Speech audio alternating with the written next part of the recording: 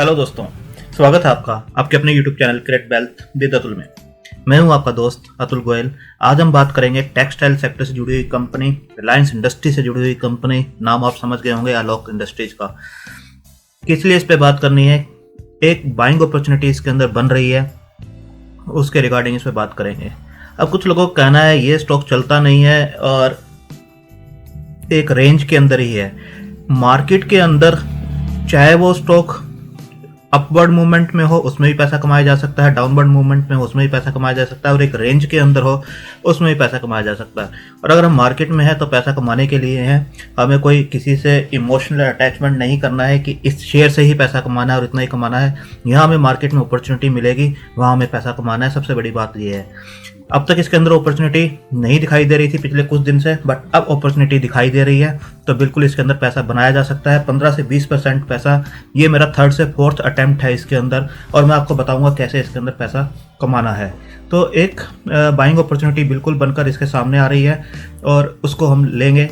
Long term के लिए कैसा स्टॉक है उसको हम बाद में देखेंगे, क्या रेजिस्टेंस ये फेस कर रहा है उसको भी हम एक ट्रेंड लाइंस के ऊपर देखेंगे, कितना डाउन साइड इसके अंदर बनता है, रिस्क रिवार्ड रेशो कैसा बनता है, किस टाइप के इन्वेस्टर को लेना चाहिए या सिर्फ ट्रेडिंग के पर्पज से भी इसे लेना चाहिए, वो भी हम इसके ऊपर देखेंगे। पहले हम फंडामेंटल रिजल्ट्स में क्या पॉजिटिव था इसके लिए, और बजट से क्या उम्मीदें हैं टेक्सटाइल सेक्टर को, उसकी न्यूज़ से क्या इम्पैक्ट हो सकता है अलोक इंडस्ट्री के ऊपर, वो भी हम एक बार डिस्कस कर लेते हैं। स्टार्ट करते हैं अपना वीडियो अलोक इंडस्ट्री से। आप देख सकते हैं 21 रुपये 45 पैसे का इसका प्रीवियस क्लोज था और 20 रुपये 90 पैसे के आसपास इसने 2.33% की गिरावट के साथ अपना सेशन को क्लोज किया है 25 जनवरी को। तो हाई जो था इसका 21 रुपये 70 पैसे था और लो जो इसने बनाया उस दिन 20 रुपये 80 पैसे के आसपास बनाया। अगर 5 दिन का भी आप देखेंगे तो ऊपर से नीचे आता हुआ स्टॉक नजर आ रहा है। 22 रुपये 65 पैसे थे। अगर एक वन मंथ का देखेंगे तो 21 रुपये 60 पैसे से जो है स्टॉक 20 रुपये 95 पैसे के आसपास क्लोजिंग दी है। अगर 6 मंथ का देखेंगे तो एक रेंज के अंदर काम करता हुआ ये स्टॉक बिल्कुल नजर आ रहा है। ऊपर से जब नीचे आया था और अब एक रेंज के अंदर काम कर रहा है। इस रेंज को ही हमें पैसा कमाने के लिए यूटिलाइज करना है। कैसे करना है वो मैं आपको बताऊंगा। अलोक इंडस्ट्री आप देख सकते हैं कि डे की जो रेंज थी 20 रुपये 80 पैसे और 21 रुपये 70 पैसे, जैसे मैंने आपको बताया, और 2.56% के आसपास गिरावट से बंद हुआ है। 52 वीक रेंज देखेंगे तो 58.50 और 2.70 लो था इसका। तो एक वीरिश मोड में है, काफ़ी टाइम से इसी रेंज में है और थोड़ा सा नीचे है तो वीरिश मोड में है। कोई बात नहीं, हमें पैसा कमाने से मतलब है और पैसा कमाएंगे। इससे कैसे कमाना है वो बताता हूँ मैं आपको। तो मार्केट कैप जो है इसका 10,370 करोड़ का मार्केट कैप है इसका। डेट 23,847 का है, बट ये अब मैनेज हो रहा है धीरे धीरे और आने वाले टाइम में देखेंगे कैसे मैनेज होता है। फेस वैल्यू एक की है, डिविडेंड पे नहीं करते हैं, 52 वीक हाई लो जैसे मैंने आपको बताया। अभी फंडामेंटल इसके कुछ भी आपको देखने को नहीं मिलेंगे, बट रिजल्ट्स जो इन्होंने दिए हैं क्या उसके अंदर कुछ इंप्रूवमेंट है वो हम देखते हैं। सेल्स देखेंगे तो एक रेंज के अंदर आपको दिखाई दे रही थी। यहाँ देखिए एक सेल्स जो है एक रेंज के अंदर थी, 800-900 के बीच के अंदर ये काम कर रहे थे काफ़ी टाइम से, बट यहाँ पर देखिए 1213 करोड़ की सेल्स निकल कर आई है। और ऑपरेटिंग प्रॉफिट देखिए पिछले काफ़ी क्वार्टर से ये माइनस के अंदर ही जो है रिजल्ट्स दे रहे थे, 1-2 क्वार्टर को छोड़ के। यहाँ पर देखिए हाईएस्ट एवर जो है पिछले कई क्वार्टर्स का ऑपरेटिंग प्रॉफिट्स निकल कर आया है 140 करोड़ का। ऑपरेटिंग प्रॉफिट किसी भी कंपनी के लिए काफ़ी मैटर करता है। तो 140 यानी उसके बिजनेस जो उसके ऑपरेशंस है, जो मेन कोर फील्ड है, उससे उसका प्रॉफिट्स जो निकल कर आता है उसको ऑपरेटिंग प्रॉफिट कहते हैं, और वो 140 करोड़ उसका निकल कर आया है। ओपीएम कितना है, अब देखिए कि पिछले कई क्वार्टर से ये माइनस के अंदर ही काम कर रहे थे और यहाँ पर देखिए कि -2, -19 इस टाइप के ये चल रहे थे, और यहाँ पर देखिए +12% का ओपीएम ऑपरेटिंग प्रॉफिट मार्जिन्स देना एक टर्न अराउंड स्टोरी को जरूर शो करता है कि कहीं ना कहीं इनके अपना जो बिजनेस है वो कहीं ना कहीं ग्रो कर रहा है अंदर ही अंदर। और इसके बाद देखिए नेट प्रॉफिट जरूर आपको माइनस में दिखाई देगा क्योंकि इंटरेस्ट बर्डन अभी इसके ऊपर दिखाई दे रही है, बट इंटरेस्ट इसका कम होता हुआ आपको आने वाले क्वार्टर्स में जरूर दिखाई देगा। यहाँ से जो मेन इनका बिजनेस है वो ग्रो कर रहा है, सेल्स ग्रो कर रही है, ऑपरेटिंग प्रॉफिट मार्जिन ग्रो कर रहे हैं और ऑपरेटिंग प्रॉफिट ग्रो कर रहा है, तो डेट जैसे जैसे रिड्यूस होगी और ये भी आपको प्लस होता हुआ नजर आएगा। रिलायंस की कंट्रोलिंग है इसके अंदर, धीरे धीरे ही जो है फंडामेंटल इसके चेंज होते हुए आपको नजर आएंगे। अगर आप देखें शेयर होल्डिंग पैटर्न को भी इस टाइम ये 75% जो है प्रमोटर की होल्डिंग के साथ है, और इसके अंदर देखेंगे रिलायंस और जेएम फाइनेंशियल की होल्डिंग है 40% रिलायंस की है और जेएम फाइनेंशियल की 35% के आसपास की होल्डिंग है। और अगर आप देखें एफआईआई 0.11 के आसपास है और डीआई 0.73 के आसपास है और बाकी पब्लिक के पास होल्डिंग है इसकी 24.16। ये है इसके फंडामेंटल्स। आने वाले टाइम में बिल्कुल ये टर्न अराउंड कर सकता है और आने वाले रिजल्ट्स देखने होंगे। जिस हिसाब से ओपीएम दिए हैं इन्होंने अच्छे दिए हैं, ऑपरेटिंग प्रॉफिट्स भी अच्छे दिए हैं और सेल्स इंक्रीज कर रही है, ये काफ़ी अच्छी चीज़ है। टेक्सटाइल इंडस्ट्री देखिए होप्स क्या है बजट से, जो बजट आने वाला है, textile industry pins high hopes on union budget.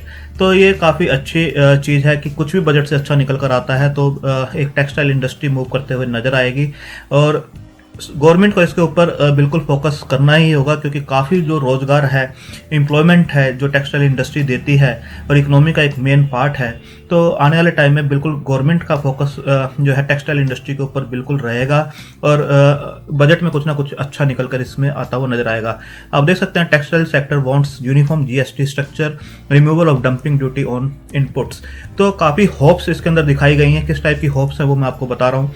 जो होप्स हैं जैसे आप देख सकते हैं, textile sector wants uniform GST structure, removal of dumping duty on inputs. इस बार आप देख सकते हैं increase custom duty on man made yarns textile body. तो अभी जो है 5% के आसपास ये जो है टैक्स है। 24 जनवरी की न्यूज़ दे सकते हैं। अभी बजट में क्या निकल कर आता है, कितना पॉजिटिव निकल कर आता है, वो देखने वाली बात होगी। तो यहाँ पर भी बताया गया कि जो इनकी नीड है increase custom duty on man made yarns। तो यहाँ पर आप देख सकते हैं special ₹10,000 crore package planned for ailing textile sector. तो सरकार का बिल्कुल इसके ऊपर फोकस है। तो आप देख सकते हैं इस टाइप का भी कुछ निकल कर आ सकता है बजट के अंदर, special 10,000 crore package planned for ailing textile sector. इसके बाद आप देख सकते हैं जो गुजरात की textile industry see jump in export orders. तो धीरे धीरे रिवाइव कर रही है टेक्सटाइल इंडस्ट्री और उनको ऑर्डर्स मिलने लगे हैं। जैसे जैसे फैक्ट्रियाँ हैं, ओवरऑल पैन इंडिया बेस पर भी देखें तो इनको अच्छे अब ऑर्डर्स निकल रहे हैं। और यहाँ पर एक्सपोर्ट देखेंगे तो डिमांड फ्रॉम अच्छी डिमांड्स आ रही है, इंकरेजिंग एक्सपोर्ट देख सकते हैं, demand from Europe, USA, Australia and New Zealand. तो एक्सपोर्ट ऑर्डर्स बढ़ने स्टार्ट हुए हैं तो कहीं ना कहीं टेक्सटाइल इंडस्ट्री रिवाइव करती हुई नजर आएगी, रेवेन्यूज बढ़ते हुए नजर आएंगे, ओपीएम प्लस हो रहे हैं इस कंपनी के, ऑपरेटिंग प्रॉफिट आपको प्लस होते हुए नजर आएंगे और डेट उतरता हुआ नजर आएगा। तो एक अलग इंडस्ट्री भी चलता हुआ नजर आएगा। इसके बाद जो मेन बात थी वो ये है कि एक रेंज के अंदर ये स्टॉक देखिए बिल्कुल काम कर रहा है। पहले जो सर्किट टू सर्किट ये ऊपर नीचे हुआ करता था, सर्किट से सर्किट ऊपर और देन सर्किट से सर्किट नीचे, अब इसने काफ़ी रेंज बनानी स्टार्ट की और जब सर्किट वाला शेयर एक रेंज बना लेता है तो एक अच्छे मूवमेंट की तैयारी में होता है, वो एक बेस तैयार कर रहा होता है और वो बिल्कुल बेस ये तैयार कर रहा है। आप देखिए अब मैं आपको एक ट्रेंड लाइन ड्रॉ करके दिखाता हूँ। यहाँ मैंने कई बार ट्रेडिंग्स की हैं इसके अंदर। ये इसका एक रेजिस्टेंस जोन बनता है ऊपर का और लो साइड का जो बनता है, इसने जो बनाए हैं 2 बार तो ये इसका लो साइड का रेजिस्टेंस जोन बनता है। ये देखिए इस टाइप का ये चार्ट जो है निकल कर आता है। तो मैंने क्या किया था 2-3 बार, और 3 बार मैं कर चुका हूँ, चौथी बार मैं करने जा रहा हूँ। तो मैं ऑलमोस्ट इस लेवल के ऊपर जो है 21 रुपए के आसपास इसमें बाइंग करता था। आप देखिए यहाँ पर बाइंग की, इसके बाद आप 24-24.5 के आसपास निकल जाइए। हो सकता है स्टॉक जैसे यहाँ पर 26 रुपये 45 पैसे तक गया था, बट मैंने 24 रुपये 20 पैसे के आसपास अपना प्रॉफिट बुक कर लिया था। तो 24-24.25 के आसपास मैं प्रॉफिट बुक कर लेता हूँ अपना। उसके बाद एक रेजिस्टेंस को अगर ये ब्रेक करेगा उसके बाद ही मैं इसके अंदर फ्रेश एंट्री लूंगा। अदरवाइज एक रेंज के अंदर है तो रेंज के अंदर ही प्रॉफिट बनाइए। 21 रुपये के आसपास आपने लिया और 24 रुपये पे बेच दिया या 24 पे बेच दिया तो आप देख सकते हैं कि ऑलमोस्ट आपको 18-20% के आसपास का प्रॉफिट हो गया है और काफ़ी यहाँ पर स्मूथ प्रॉफिट देता है। उसके बाद आप चुपचाप बैठ जाइए। ये स्टॉक फिर नीचे आता है, यहाँ पर आप अगेन एंट्री कीजिए, इस डेट पे फिर एंट्री कीजिए 20 रुपये 85 पैसे। यहाँ पर भी मेरी एंट्री जो है 21 रुपये 10 पैसे या 20 पैसे के आसपास की कुछ एंट्री थी, बट इसने जो लो बनाया था 20 रुपये 85 पैसे का बनाया। अगेन ये स्टॉक जो है ऊपर गया, आप देख सकते हैं 25 रुपये 30 रुपये पैसे को हिट किया। मैंने अगेन इसे 24 रुपये के आसपास ही निकाल दिया था। अगेन चुपचाप बैठिए, नीचे ये स्टॉक फिर आया, यहाँ पर देखिए अगेन मैंने 21 रुपये के आसपास एंट्री ली। इस स्टॉक ने 19 रुपये 90 पैसे का हिट किया यहाँ पर और मैंने अपना जो ऑर्डर था 20 रुपये 90 पैसे या 21 रुपये के आसपास की मेरी फिर से एंट्री थी, क्योंकि मेरे को उम्मीद थी कि ये 21 रुपये के आसपास ही रुकेगा, क्योंकि पिछली 2 बार से ये इस लेवल के आसपास आकर रुक रहा था। जैसे मैं थोड़ा सा आपको बड़ा दिखाऊं, इस लेवल के आसपास आकर ये रुक रहा था, तो मुझे उम्मीद थी कि यहीं पर आकर रुकेगा। तो मैंने 21 रुपये के आसपास एंट्री ली, पर इसने जो लो बनाया 19 रुपये 90 पैसे का बनाया और उसके बाद देखिए अगेन ये स्टॉक ऊपर गया ₹24.40। 24 के आसपास मैंने तीसरी बार इसे स्टॉक को निकाला और अगेन 15-20% का प्रॉफिट लिया। आप देख सकते हैं विद इन 3-4 मंथ आपको अगर 10-15% के आसपास एक स्विंग के अंदर मिल रहे हैं तो कोई बुरा नहीं है। तो इसके बाद अगेन स्टॉक जो है मुझे पता था अगर रेजिस्टेंस ब्रेक करेगा तो मुझे एंट्री करना है रेजिस्टेंस ब्रेक करने के बाद ही, अदरवाइज मुझे जो एंट्री करना है वो नीचे ही करना है। तो इसके बाद स्टॉक जो है एक रेंज बाउंड रहा। अगेन ये है जो कल मेरी रेंज के अंदर आ चुका है।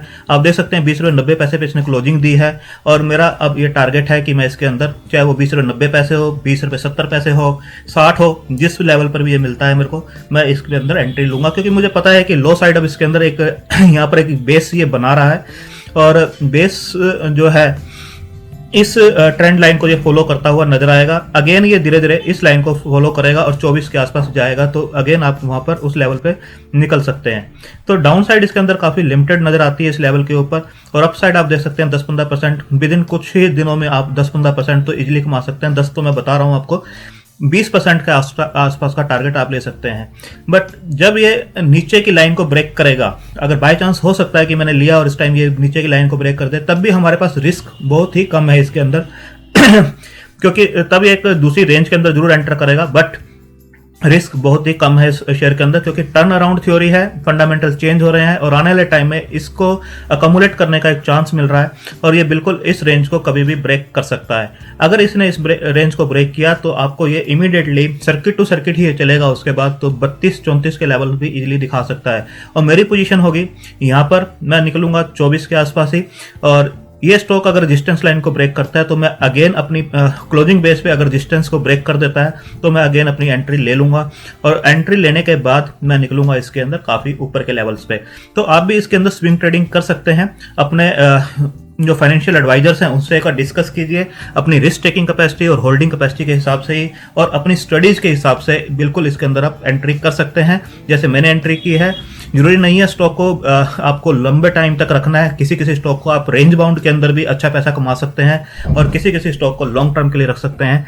तो ये रेंज बाउंड वो स्टॉक है और अच्छा पैसा आपको बना के दे सकता है एक रेंज के अंदर भी, और अगर रेंज ब्रेक करता है तो बहुत ही अच्छा पैसा बना के दे सकता है। इस टाइम इसके अंदर आप जैसा देख पा रहे हैं बहुत ही कम रिस्क इसके अंदर है और रिवार्ड ये यहाँ से भी अच्छे दे सकता है। तो आप अपनी रिस्क टेकिंग कैपेसिटी के हिसाब से और फाइनेंशियल एडवाइजर के आपको सजेस्ट करते हैं उसके हिसाब से इसको कंसिडर कर सकते हैं। थैंक यू, धन्यवाद।